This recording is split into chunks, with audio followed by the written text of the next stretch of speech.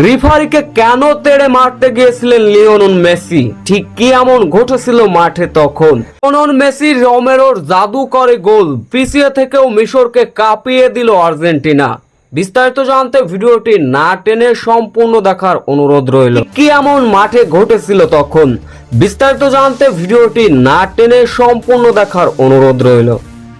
প্রথমার্ধের রীতিমতো মেসিদের বাচ্চা বানিয়ে একের পর এক আক্রমণ চালিয়েছিল মিশর। একের পর এক ভুলে ভরা ছিল আর্জেন্টাইন ফুটবলার ডিফেন্ডার থেকে স্ট্রাইকারদের, যার কারণে প্রথমার্ধের রীতিমতো নাকানি সুবানি খেয়েছিল মিশরের কাছে।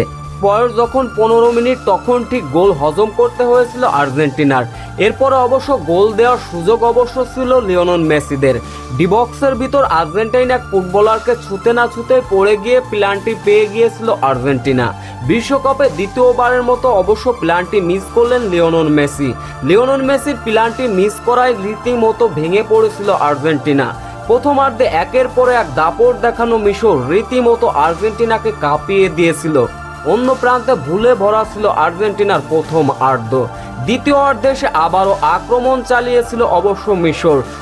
ম্যাচের 58তম মিনিটে অবশ্য মোহাম্মদ সালাহর দুর্দান্ত একটা ক্রস, সেইখান থেকে অবশ্য গোল করে বসেছিলেন মিশরের এক ফুটবলার। তবে গোল হজম করলেও কিছুটা রিভিউ ভিআর ডিসিশনে গেল রেফারি। মেসি রীতিমতো রেফারির দিকে তেড়ে গেলেন, স্যার আপনি কি অন্ধ? ওর আগেই যে ওরা ফাউল করে বসেছে আপনি কি দেখেননি? রীতিমতো রেফারির দিকে তেড়ে গিয়েছিলেন, হয়তো মারতে পারলে বাঁচতেন লিওনেল মেসি।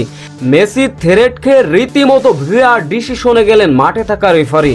ঠিক তখনই ঘটলো ভিন্ন এক ঘটনা।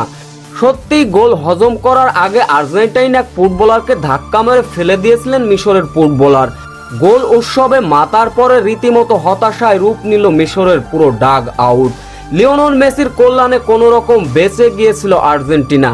তবে এরপরে অবশ্য লিওনেল মেসির কল্যাণেও বাঁচলে ম্যাচের বয়স যখন 67 মিনিট, উল্টো আবারও ডিফেন্ডারদের ভুলে গোল হজম করতে হলো আর্জেন্টিনা। 79তম মিনিটে গোল করেন রোমেরো, তাতে করে 2-1 লিড পেয়ে যায় আর্জেন্টিনা। এরপর দলের দাতা হয়ে দাঁড়ালেন লিওনেল মেসি।